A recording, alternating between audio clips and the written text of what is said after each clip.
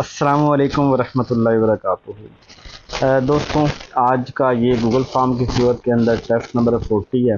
50 MCQs हम करेंगे। ये सवाल मेरे अपने ही बनाए हुए हैं, अपने बनाए हुए से मुराद कलेक्शन मैंने की है डिफरेंट एरियाज से। पहला सवाल है, how are critical thinking and decision making related. अब जो क्रिटिकल थिंकिंग है, आप खुद सोचिए कि थिंकिंग का ताल्लुक किस चीज़ के साथ है, सोशल, कॉग्निटिव, मोरल या फिज़िकल।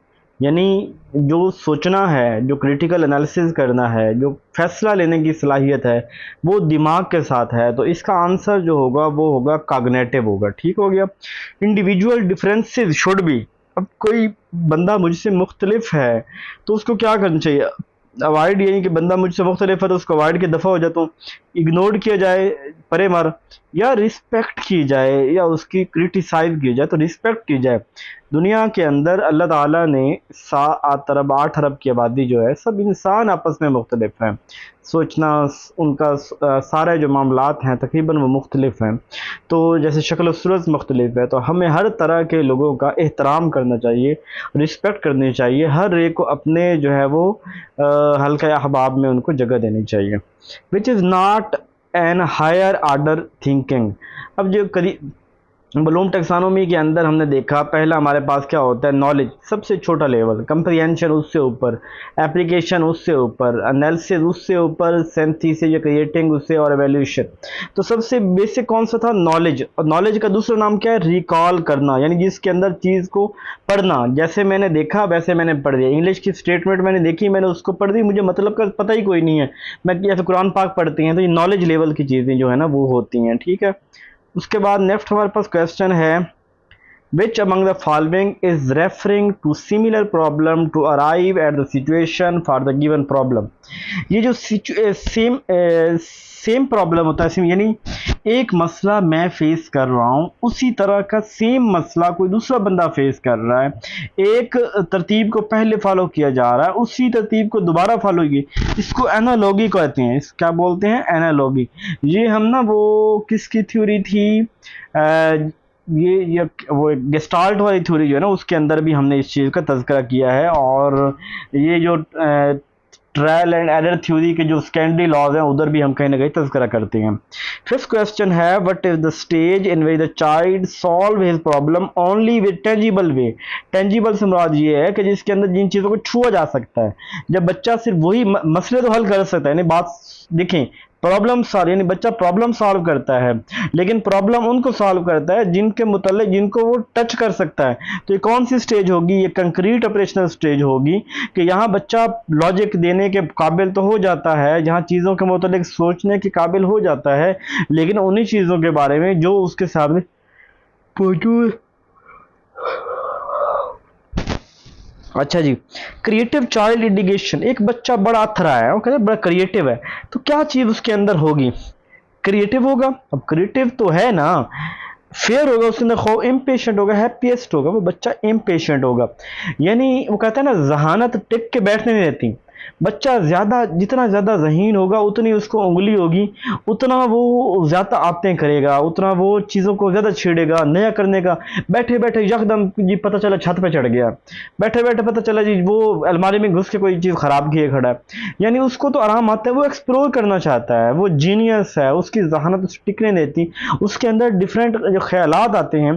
तो ये इम्पेशेंट आदमी होगा।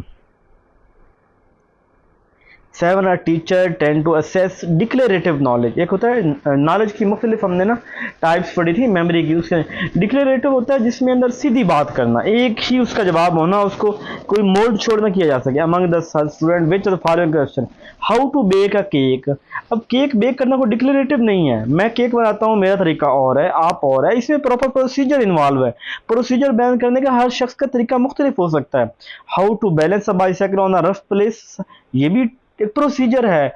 मैं हो सकता है और तरीके से बैलेंस कर सकूं और आप किसी और तरीके से करें बैलेंस। इसी तरह what is the formula of hydrochloric acid. अब HCl हाइड्रोक्लोरिक एसिड का फार्मूला है, मुझसे पूछे वही है, किसी दूसरे से पूछे वही, तीसरे से पूछे वही है, ये बदलने वाला नहीं है। इसी को डिक्लेरेटिव बोलते हैं, सीधी बात, यानी कि उसको कोई इधर उधर और रास्ता कोई नहीं है, कोई प्रोसीजरल बात नहीं है, तो ये वाला होगा। ठीक है, ये इसको टिक कर दो, मैं कहाँ पे है, ये है जी, सॉरी सॉरी सॉरी सॉरी। और मेरा छोटा बेटा कहता है अपने कान पकड़ के किसी दूसरे के भी, अभी वो 1 साल का सवा साल। तो तौरी तौरी, अब मुझे याद आया जैसे सॉरी बोला ना, तो तौरी वो बल्कि आता है मेरे बाबा, फिर मेरे कान पकड़ लेना और कान पकड़ के बाबा तौरी बड़ा प्यारा लगता है। खैर बच्चे तो प्यारे ही होते हैं। 8 which are the following is not the level of teaching, कौन सा लेवल ऑफ टीचर टीचिंग के कल हमने टॉपिक पढ़ना है। ओ खैर बहरहाल ये वीडियो तो कब अपलोड होगी, वो सेशन 5 जो चल रहा है उसके अंदर हमने टॉपिक पढ़ना। तो लेवल ऑफ टीचिंग जो हमारे पास वो होता है, पहला मेमोरी लेवल, दूसरा अंडरस्टैंडिंग लेवल और तीसरा रिफ्लेक्टिव लेवल होता है। ये डिस्क्रिप्टिव कोई लेवल कोई नहीं है टीचिंग का, ठीक है। वो learn by doing, John Dewey कहता है learn by doing, learn by experience, वही लर्निंग है जो हम कुछ करके करते हैं, लर्निंग वही लर्निंग है। Which of the following is not democratic strategy in classroom? Democratic क्या होती है, सबको साथ लेके चलना, तो कौन सी नहीं है। तो ये जो है ना लेक्चर मेथड, ये डेमोक्रेटिक नहीं है। उस्ताद आए अपनी मर्जी से जितना दिल किया, जब तक दिल किया पढ़ा दिया। लर्निंग प्लेटो, लर्निंग प्लेटो कहते हैं कि जहाँ पे लर्निंग रुक जाए, यानी मैं मिसाल के तौर पे सीखता सीखता एक जगह पे आके मेरा दिमाग जवाब दे जाता है, मुझे मजीद को, वो लर्निंग प्लेटो होता है। Arrested growth in learning, arrested growth in learning, इसके ऊपर प्रॉपर मैंने पूरा टॉपिक बनाया हुआ है और मैं इसको पढ़ाऊंगा भी सही, ये मेरे यूट्यूब के ऊपर वीडियो भी मौजूद है लर्निंग प्लेटो के नाम से। अच्छा जी, a child start fearing after seeing a black cow, एक बच्चा है वो डरता है ब्लैक को, जब भी देखता है ब्लैक डॉग देखे, ब्लैक ऑब्जेक्ट, काली चीज़ से डरता है। तो ये क्या, ये स्टिमुलस जनरलाइजेशन होगा। वो हमने थ्योरी पढ़ी थी, कौन सी थ्योरी पढ़ी थी, वो पावलो की जो है ना क्लासिकल थ्योरी जो है। अब उसके अंदर क्या था कि वो जैसे मतलब उसमें कंडीशनिंग कर रहे होते ना। अब एक बच्चा ब्लैक एक ही तरह, यानी सिर्फ कौ से डरता ना, फिर और बात थी। अब वो कौ से भी डरता है, डॉग से भी है, हर ब्लैक चीज से डरता है। इसका मतलब है कि स्टिमुलस, जब उसने स्टिमुलस जनरलाइज कर लिया है, स्टिमुलस है डराने वाली चीज, उसने जनरलाइज कर लिया कि हर काली चीज जो है ये खा जाती है बंदे को। उसके बाद नेक्स्ट है 13 and speech the small left unit, ये मार्फीम जो है ना स्मॉल लेफ्ट यूनिट है स्पीच के अंदर ना। We had propose the goal gradient concept in problem solving, ये हल ने दिया था गोल ग्रेडियंट कंसेप्ट। और ये क्या कहता था गोल ग्रेडियंट कंसेप्ट में, कंसेप्ट अब मुझे थोड़ा भूल रहा है। गोल ग्रेडियंट कंसेप्ट एक मसला होता है और उसका दूसरा मसला भी इसी तरह होता है। यार मैं इसको कमेंट में मेंशन कर दूंगा, मुझे ना दिमाग से उतर गया भाई। ये होता है कि प्रॉब्लम सिमिलर किसी का प्रॉब्लम होता है, एक प्रॉब्लम उस तरह दूसरा, इस तरह कुछ था। सॉरी मुझे भूल रहा है, क्यों भूल रहा है। अब रात के 10 बज गए हैं और थकावट और सारा दिन काम कर करके इस वक्त इतनी चीज़ें याद आती हैं। मैंने कल रिकॉर्ड करनी थी, मैं आज इसलिए रिकॉर्ड कर रहा हूँ, कल मैंने और वीडियो रिकॉर्ड करनी है, फिर सेट पढ़ाना भी है, ऑनलाइन क्लास भी लेनी है, तो थकावट हो जाती है। तो मैं कहता हूँ कि कुछ काम अभी सोने से पहले हो जाए ताकि एनर्जी जो है ना सुबह बाकियों पे लग सके। अच्छा, what is the most important for the training of right behaviour, तो ये प्रेजेंटेशन ऑफ द वे, किसी को कुछ सिखाना चाहते हैं ना उसके सामने अच्छा करें। बच्चों को हज़ारों नसीहतें कर दें, बच्चे के ऊपर असर नहीं होना। बच्चा देखता है मेरा बाबा झूठ बोलता है, मेरा मम्मा झूठ बोलती है, बच्चा क्यों सच बोलेगा।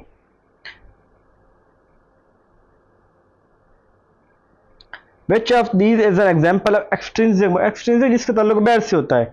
I enjoyed completing my homework because it so much fun, ये तो अपनी खुद की बात है ना, ये तो मुझे खुद मज़ा आता है, बैर से नहीं। I learned so much when I complete my homework, ये खुद से बात है। I complete my homework because it makes and understand concept better, ये भी खुद से बात है। I do my homework because my teacher gave us marks for it, अब ये देखो कहीं और से बैर से। एक्सट्रिंसिक जिसका बैर से ताल्लुक होता है, बैर से मार्क्स मिलने हैं तो इस वजह से खुश हो रहा है, तो ये एक्सट्रिंसिक मोटिवेशन होगी।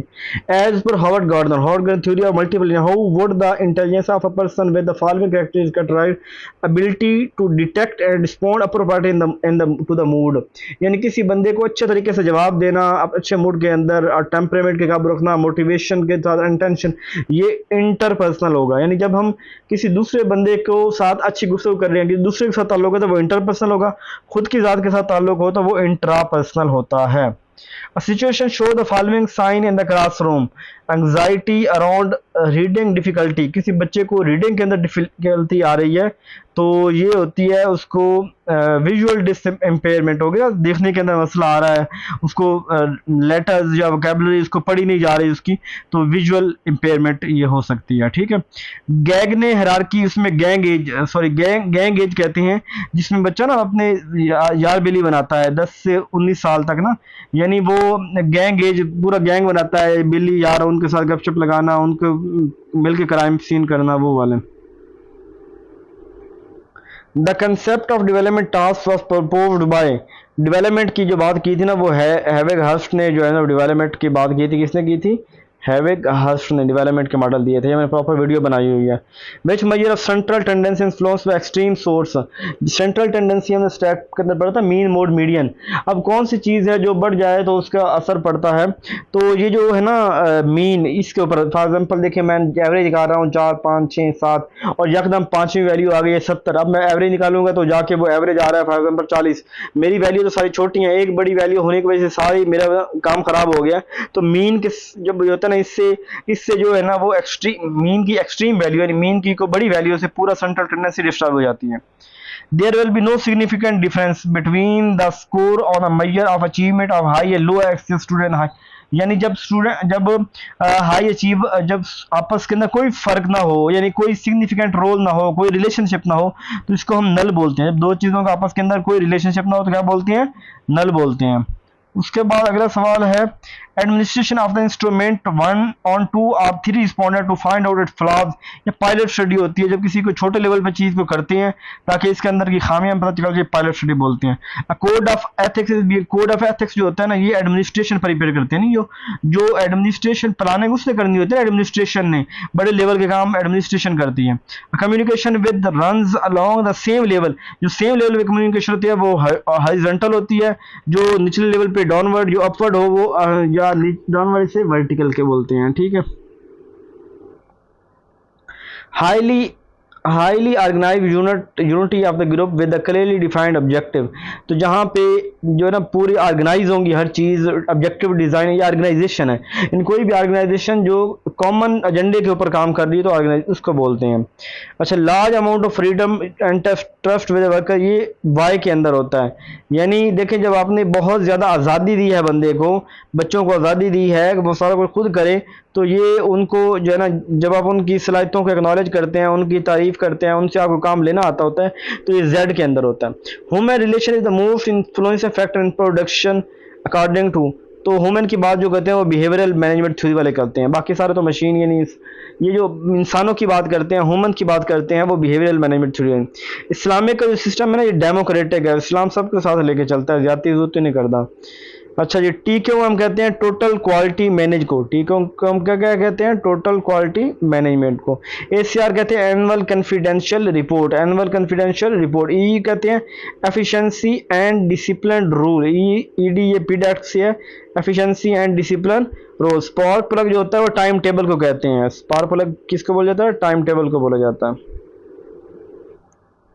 Which register is used to convey the order to head of institution at government employees, जिसके अंदर ऑर्डर लिखे जाते हैं वो ऑर्डर बुक होती है। The education policy of country कंट्रेन, तो उसके अंदर जो कंट्री बना रहा है, तो मुल्क बना रहा है, तो वो एक बड़े लेवल पे सोच रहे होते हैं, तो वो एम के ऊपर फोकस करते हैं जो कंट्री वाले हैं।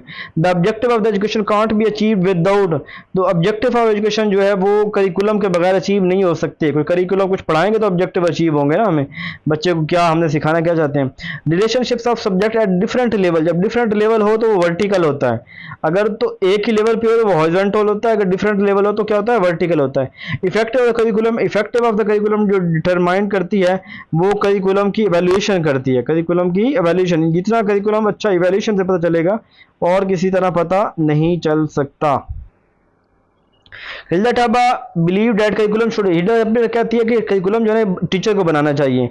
Those are form for the easiness, relief, comfort, सब यानी अच्छी चीज़ों के लिए रूल बनाए जाते हैं। रिलीजियस जो रूल होते हैं इंपेरेटिव लॉ, इंपेरेटिव क्या होता है? वो ऐसे लॉ जो बहुत ज़्यादा ज़रूरी, बहुत ज़्यादा सख्त और उनके बगैर गुजारा नहीं होता, तो रिलीजियस के लॉ जो है ना वो भी हम नहीं छोड़ सकते, वो हमें साथ लेके चलने होते हैं, तो ये इंपेरेटिव लॉज होंगे। सिविल सर्वेंट मस्ट हैव अगर आपको जो है ना सिविल सर्विस, आप गवर्नमेंट के मुलाजिम है और आप आगे स्टडी के लिए लेना चाहते हैं लीव, तो 5 साल आपकी सर्विस होना ज़रूरी है। The fund shall be the welfare of civil servant benevolent fund, और ये ग्रुप इंश्योरेंस भी हमें 135 कितने हमारी तनख्वाह से काटते हैं, और ये भी अगर हमें ड्यूरिंग सर्विस डेथ हो जाए तो हमें मिलती है। तो ये दोनों चीज़ें जो है ना वो वेलफेयर ऑफ सिविल सर्वेंट हैं। मूवमेंट फ्राम वन डिपार्टमेंट वो ये डेपुटेशन बोलते हैं, एक डिपार्टमेंट से दूसरे डिपार्टमेंट जाना सिफारशी कल्चर के जरिए, वो ये selecting keeping in view the best possible use of the available resources is called. तो अवेलेबल रिसोर्सेज को सही तरीके से यूज करना ये बोलते हैं selecting keeping in view the best possible use of variable resources is called क्या बोलते हैं, फोरसाइट के फ्यूचर के बारे में है ना, फ्यूचर कर लेते हैं कि बड़ा सोच समझ के जो है ना वो वसाइल का इस्तेमाल करना। सोर्सेज ऑफ फाइनेंस इन पाकिस्तान, पाकिस्तान के अंदर फेडरल भी गवर्नमेंट में सब की तरह से होता है, टैक्स वगैरह भी लिए जाते हैं। The assignment of an employ to new और डिफरेंट जॉब जो होती है प्लेसमेंट बोलते हैं। जब हम किसी को कोई नई जॉब दे रहे होते हैं प्लेसमेंट होता है। प्लेसमेंट का मतलब ये होता है कोई नई जॉब, कोई नई जगह, कोई अपनी पुरानी जगह चेंज करके। Face to face conversation and interview assess the capability of interview is called. जब फेस टू फेस होता है ना तो वो तो इंटरव्यू ही होता है, वो क्या होता है, इंटरव्यू होता है। And experience workers are the trainee supervisor train the employ. तो कैसे एम्प्लॉय को ट्रेन करते हैं, ये होता है हमारे पास ज्वाइंट इन्वेस्टिगेशन टीम बनाते हैं, जॉब रोटेट करते हैं, कोचिंग करते हैं, स्टाफ मीटिंग कर लें। जब हमने कोई सुपरवाइजर को ट्रेन करना तो हम उसके स्टाफ की मीटिंग करके उनको बता देते हैं। The ability to grasp the meaning of material, तो मीनिंग को ग्रैस्प करना ये कंप्रीहेंशन के अंदर होता है। ये 50 सवाल, अगले 50 सुबह करेंगे। बहुत थक गया हूँ और थे तो आसान से सवाल, फिर भी कोई ना आए तो कमेंट्स में पूछ लीजिएगा। अपना ख्याल रखिएगा। जज़ाकल्लाह।